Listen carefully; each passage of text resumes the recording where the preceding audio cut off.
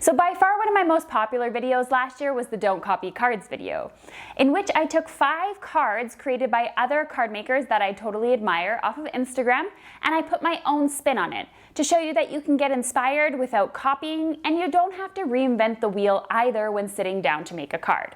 Alright, so let's dive in with the first card. Now this is a technique I use often. I take a stamp, I stamp it on 2 pieces of white cardstock, and then I color in one of them. You cut down the colored panel so the outside has a frame of your stamp in black and white, and the colored image only takes up a small portion of your card so it doesn't become too overpowering. I absolutely love how the sentiment doesn't take over either. I think that looks really great. I don't have a sentiment like it, and I'm not sure if I'm going to be able to recreate that in particular, but it is super stunning. Now, similar to the image, I'm going to use my Copic markers to color this, but I am going to color it using a lot more bright colors rather than those really royal regal colors, which are perfect for fall and winter. I'm going to make mine a little bit more bright and summery. And I decided to go ahead and color the background as well, but rather than doing it in black, I did it in a little bit of a darker blue. I'm no expert in coloring, but definitely the classes over at Kit and Clowder have helped me over the years to learn a little bit. So now time to make it a little bit different. So I'm going to go ahead and I'm going to add this to my background here. Rather than mounting it onto a piece of gold cardstock, I'm going to leave it as is, and I'm going to just cut off about 1.5 inches off of each side. And that way when I place it on top of the black and white, it's following that simple pattern that she did before. I love the look of cards like this. I've done them before in the past, and I think they look phenomenal. I'm going to add the thanks die to it and then essentially call it a day rather than mounting it on any type of cardstock. So for this card here, I changed up all the colors, the stamp, the sentiment, and of course, I changed up the mounting of the cardstock. But those strips there were way too pretty to throw away, so I added those strips to a second card. So that's the finished second card there, up close and personal. Now this card created by Maria here looks like a really clean and simple card, and it is a really clean and simple card. But any die cutter knows that this card was time consuming. I believe by the looks of this card that Maria used about 5 different colors of gradient cardstock, and she cut out this leaf probably about 36 times. And I think it looks stunning. It's well worth the effort. It's a perfect card for beginners, but it is a time consuming one. So I'm hoping I can explore a way to make this a little less time consuming, but still look good. Now this card here, I could have chosen a leaf, just like the card that she made, but I wanted to keep it a little different. This die is very similar. It's got those fine lines to it, and it's got a variety of images. My go-to cardstocks for these are the Altenew and the scrapbook.com paper pads that have solid colors that are in smaller pieces, and then I can just cut them down. So you can see here with the press and seal, it keeps all of those die cuts in place. Just wanted to mention that regardless of how many pieces you cut this out of and in different colors, you're going to need some white ones for the frames as well. So again, you can choose to do this as complex or as easy as you want. You can see here I cut this die out several times, I think about 20 in total, and then I cut out 6 white frames. So it was a little bit of a hassle, I'm not going to lie, to cut out things this many times, but in the end it's going to allow you to create 3 different cards as well if you're doing it the same way that I am. So I glued my white flowers to the background here, and I am using all of the flowers here to help me fill them in. So I just kind of placed them on my mat in the same direction as the flowers are glued onto my paper to make things easier, and I created them in about thirds. So 5 to 6 pieces per color, I went in and did that. And I just add my glue to all 6 areas at a time just to make things easier rather than gluing things down one at a time. And I really love the way that she put hers kind of randomly on the page, but having this sort of symmetrical look could add a little bit as well. You'll also notice in the purple I added some glitter cardstock because I didn't have a third color of purple cardstock. That's okay too. Mix it up. Use some mirror cardstock, use some glitter cardstock, add some interest, and then simply add your sentiment. So I put my own spin on this, and the card looks completely different to the one that I was inspired by. Now this card by Mindy is absolutely stunning. First of all, I love ink blending, so I like the fact that she took 2 colors here and she left a little bit of white space in the middle. I'm probably going to swap out the colors a little bit or add something to it when I create my own. Something I never really think of doing that is a super elegant add-on to cards as well is adding vellum and heat embossing on top of it, your stamped image. And it allows that background to pop through and keep the card super elegant and simple. Now the funny thing about this card is I looked at it and I went to go pick some Distress Oxide colors of my own to create a different color combination. And I did create a different color combination, but I ended up picking two of the same colors anyway. I think this card was just stuck in my head because it's so pretty. She used peacock feathers on the top and twisted citron on the bottom, I believe.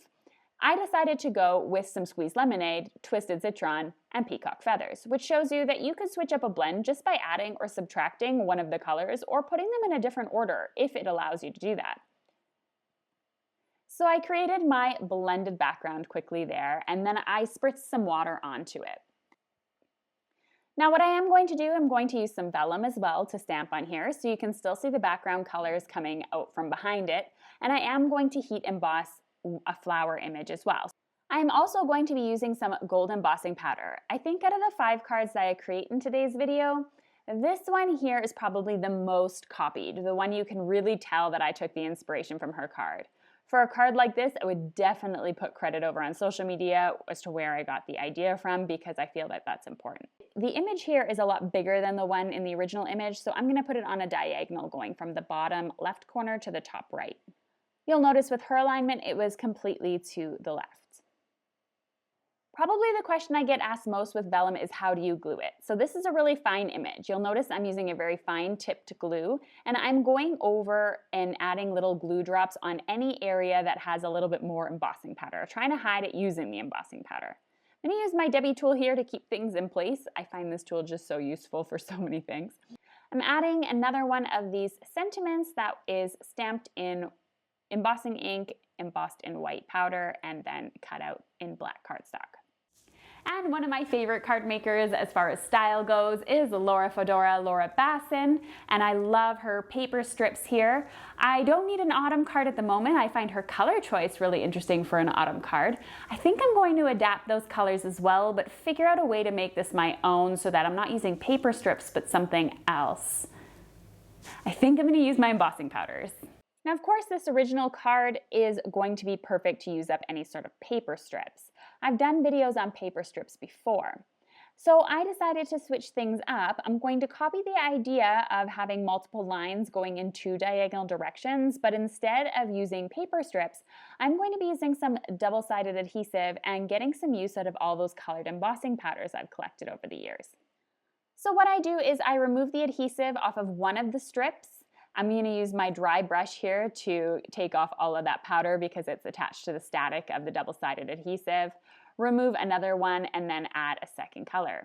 So after you heat this all up here and melt all the powder, then you're finished. I could have obviously stopped here, and this is a really pretty gorgeous pink and purple, but I'm going to create some more strips, but I don't want to do them on top because I don't want to have to remelt the embossing powder. It might overdo it. I'm going to create some strips onto just some scrap piece of cardstock. Now I'm going to go through the same process as before. I heated all the powders and then I used my paper trimmer here in order to cut down all the little strips so they were like paper strips. Just prettier. Now each one of them I completely glued down, and you'll also notice, of course, that the card size has changed as well. Don't forget to cut down your strips when they're all finished, and then your card background is completely done. I'm adding a You Are Loved die cut in black. I think you really need something to just really pop against all those colors. And then again, using my Debby tool here to stick that down. And here is a quick look at that card. I think it turned out absolutely gorgeous. Now this card created by Dee's Art Utopia, I believe started off as a background that she colored that floral stamp in, and then she die cut it using the word die. Something I don't think of too often either is taking a colored image and then cutting it using the word die. I'm always kind of afraid to cut it because you spent so much time on it. And I love the sentiment, how it kind of has a few letters on each line but has one word. I don't have a die like that, but I'm pretty sure I can come up with a different alternative. All right, let's start by making our first change. So rather than stamping the floral image using some black ink, I'm going to heat emboss it. So when that was all done heating up, it was time to color it. I'm not 100% sure if she colored it by hand or if she used a stencil like I am. So I'm using a variety of colors of Distress Oxide inks, as well as some layering stencils here in order to color my image really quickly and efficiently.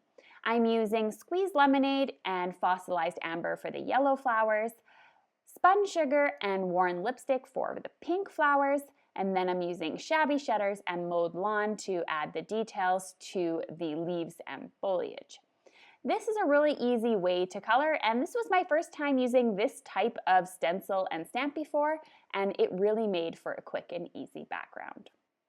Now it appears Dee used a Celebrate die that was all one piece and connected. I love the way that the letters sit on top of each other but only form one word, but I don't need a Celebrate die and I don't have this.